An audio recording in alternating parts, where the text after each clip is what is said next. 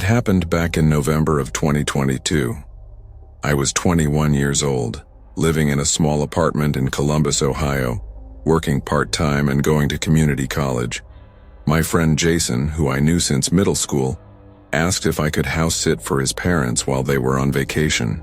His family was super close with mine, and I had stayed over at their place a bunch of times growing up, so it felt totally normal. Jason's parents were flying to Arizona for a week, and their house was way bigger and nicer than mine. They had 2 big fish tanks, a cat named Biscuit, and a ton of houseplants. They needed someone to feed the fish, water the plants, and just keep an eye on things. I said yes right away. It meant I'd have more space, a comfy couch, and free food for a week. Way better than my noisy apartment with thin walls and weird neighbors. I came over the afternoon before they left. Jason gave me a refresher on what to do, where everything was how to feed Biscuit, who was basically a furry alarm clock, and which lights to leave on at night.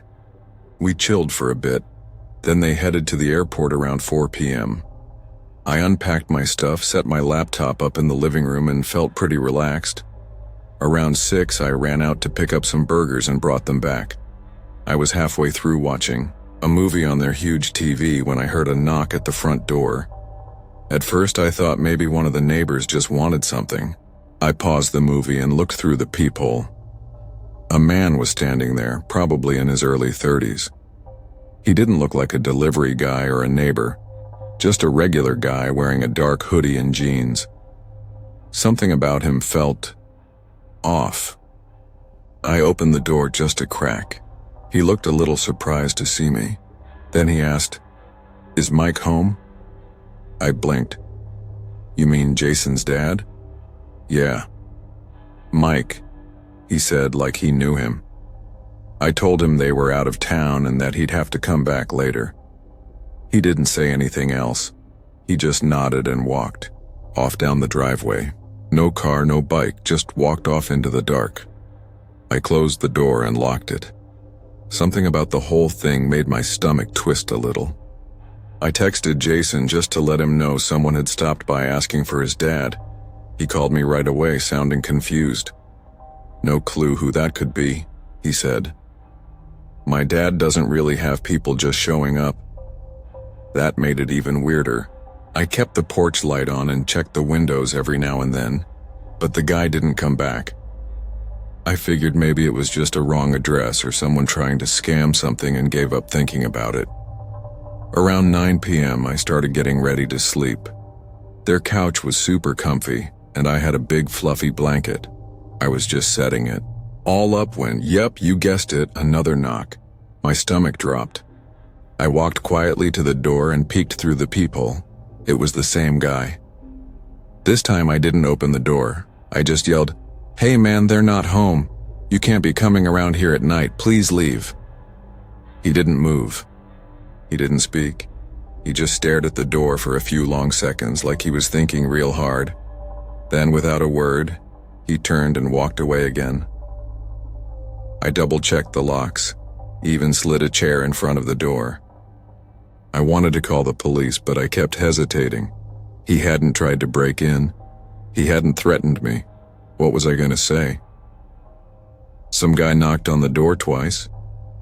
It didn't feel like enough. Still, I was on edge. I kept all the downstairs lights on and sat by the window with my phone watching. Biscuit curled up next to me on the couch, purring like everything was fine. But I couldn't shake the feeling something wasn't right. Around 11:30, I was finally starting to nod off. I peeked out the front window one last time. Nothing. Just the street, some trees swaying in the wind, and a street lamp flickering little. I closed the curtains, brushed my teeth, and took a quick shower. It was probably 10 minutes tops. When I came back downstairs, everything looked normal, until I glanced at the front door again. The lock was turned. It was unlocked. I froze. I knew I had locked it. I remembered doing it. I even checked it twice. There was no doubt in my mind. I walked over slowly, heart pounding. I tried to tell myself maybe I was wrong, maybe I had forgotten. But I hadn't. Then, I noticed something else. My phone, the one I had just left on the side table, was gone. That's when I ran. I didn't stop to check the rooms or look around. I grabbed my car keys, sprinted out the door barefoot, jumped in my car and peeled out of the driveway. I drove 2 blocks down and used the emergency call feature to dial 911. My hands were shaking so bad I dropped the phone once trying to explain what happened. The cops got there fast. I waited in my car while they went in with flashlights. After about 10 minutes, one of them came back to talk to me. They had found the man. He was inside the house, sitting in one of the upstairs guest bedrooms, completely silent, just staring at the wall like he'd been waiting for something. He didn't say a single word, not even when they cuffed him and took him outside. In his pocket, they found a fake key that worked in the front door. Nobody knows how he got it. Jason's parents said they never gave a spare to anyone else. They even changed the locks after that. When I asked Jason again if he really didn't know the guy, he hesitated a little too long before saying no. Something in his voice made me feel like he wasn't telling me everything. After that, we kind of drifted apart. We still follow each other online, but we haven't talked in months. Sometimes I still think about what would have happened if I hadn't noticed the door was unlocked. If I had just gone to sleep, curled up on the couch with Biscuit thinking everything was fine, I don't think I would have woken up. And the creepiest part? When the police checked the guest bedroom more closely, they found a backpack hidden under the bed. Inside it were duct tape, a pocket knife, rope, and a small video camera, like he had come there with a plan. I still have nightmares about that night. Every time I hear a knock on the door after dark, my stomach flips. I keep my doors double locked now, always, and I never ever house sit anymore. It was a chilly night in October 2022 when 19-year-old Jordan Harris clocked in for his shift at the local sandwich shop in Pine Hollow, a quiet town just outside of Kansas City. He wasn't thrilled to be working late, but the tips were better during the night shifts and he needed the extra cash. Jordan had only been working there for a few months, and this was his first time doing deliveries alone after 10 p.m. Around 11:10 p.m., Jordan grabbed a paper bag with a turkey sub and a bottle of iced tea, just a small order. The receipt listed a house on Sycamore Lane about 10 minutes away from the shop. He plugged the address into his phone and drove off in his old silver Honda, humming along to a playlist of soft rock. The roads were empty and everything outside his windshield looked sleepy and still. As he reached a quiet intersection, the traffic light turned red. Jordan stopped, tapping his fingers on the steering wheel. There were no other cars on the road, just silence. But the light didn't change. It stayed red way longer than it should have. Then, out of nowhere, a car pulled up next to him on the left. It was an old black sedan, maybe a Dodge or something similar. The windows were tinted so dark he couldn't see inside at all.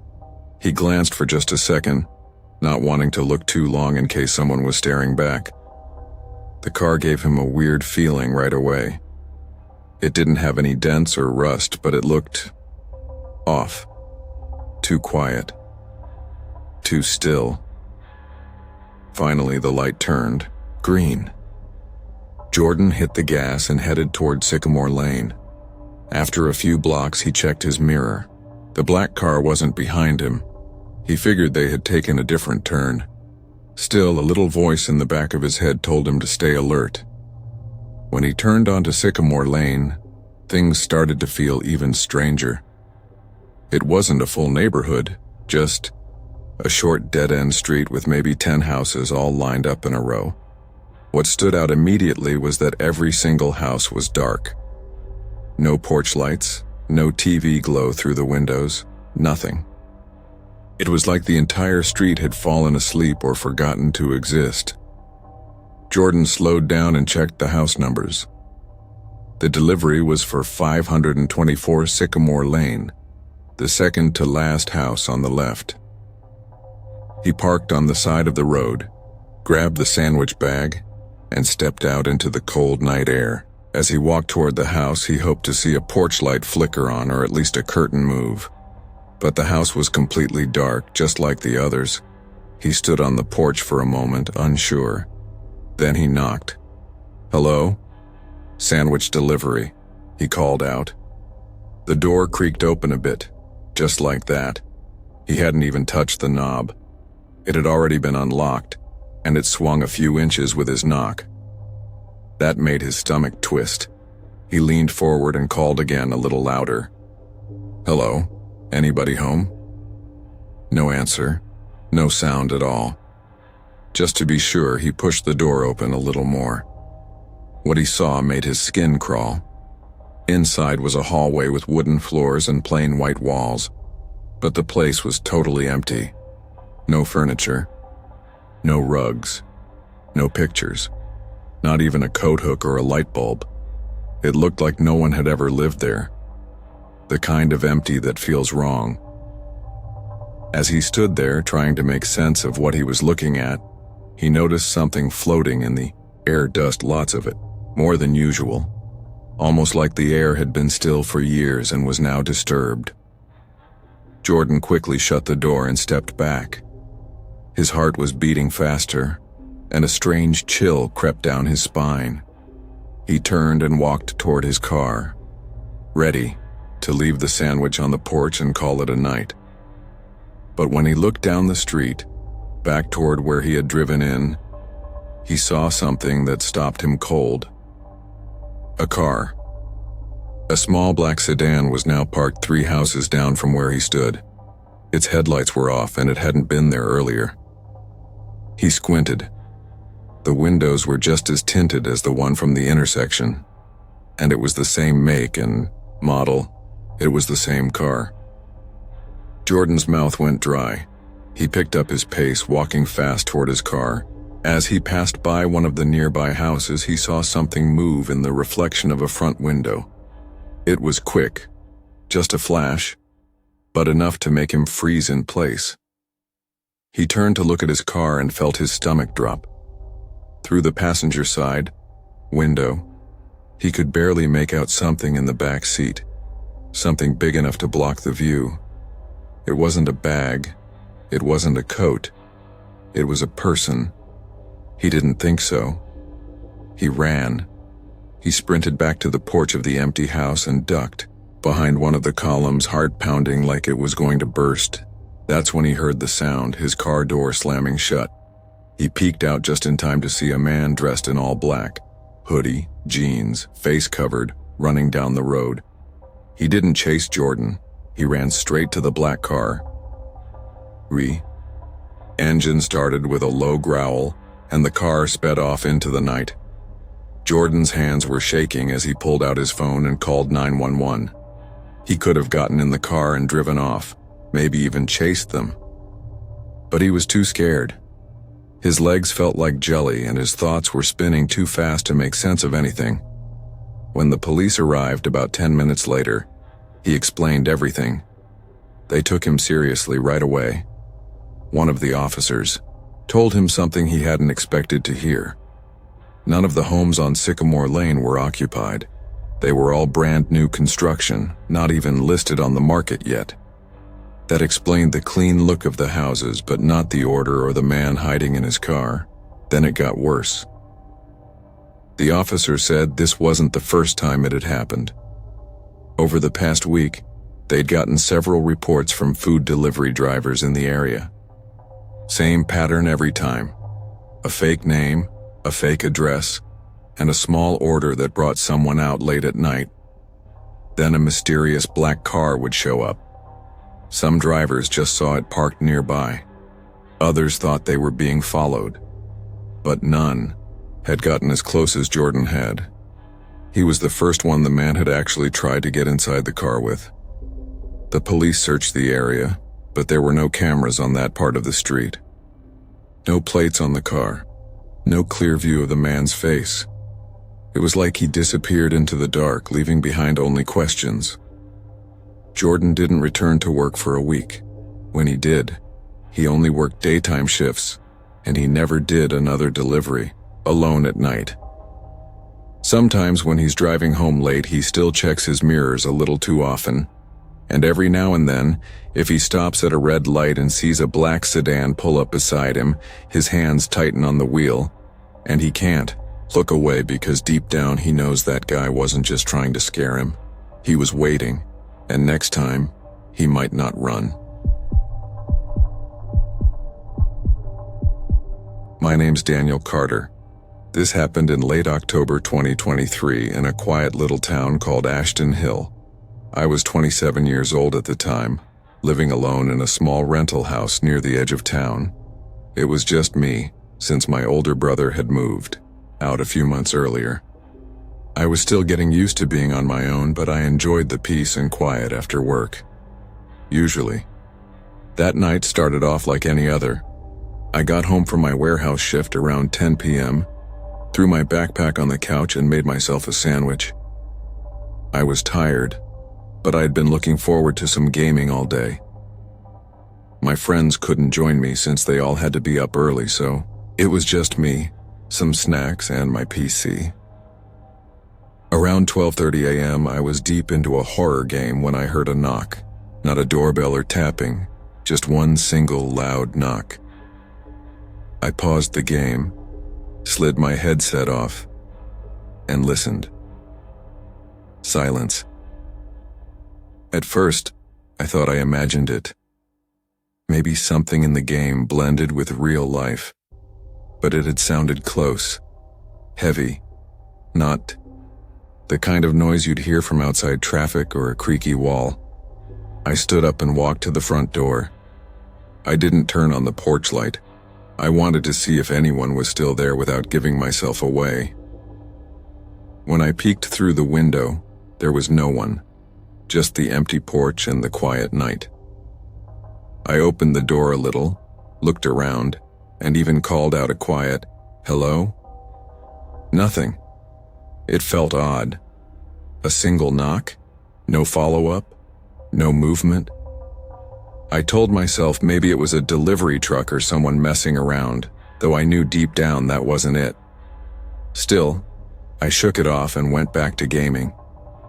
Maybe 25 minutes later, I heard a soft click. It was different from the knock. This sounded like a latch or a door gently closing. This time I ripped off my headset immediately. Again, I listened. Silence. I turned around slowly. My desk sat against a wall facing the living room, and behind it was the hallway that led to the bedrooms and bathroom. I stood up and grabbed the flashlight from the drawer by the kitchen. I didn't have any weapons in the house, something I would later regret. The house was cold, and my bare feet made small sticky sounds against the wood floor. I walked room to room, opening closets, pulling back the shower curtain, even peeking behind doors. Nothing. The front door was still locked, the windows shut. I even double-checked the back door. Everything looked normal. The only thing off was the quiet. It wasn't just peaceful. It felt too still, like the house was holding its breath. I tried to calm down, chalking it up to an old house and my imagination playing tricks on me. I sat back down at my desk, but I didn't put my headset back on right away. I just stared at the screen, waiting. Only minutes passed before I saw something move. It wasn't in the game.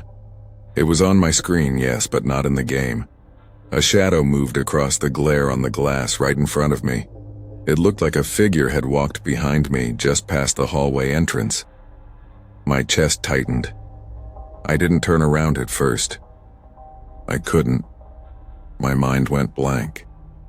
Then I stood up, turned around fast, and stared down the dark hallway. I couldn't see anything, but every inch of my skin felt like it was buzzing. I knew someone was there.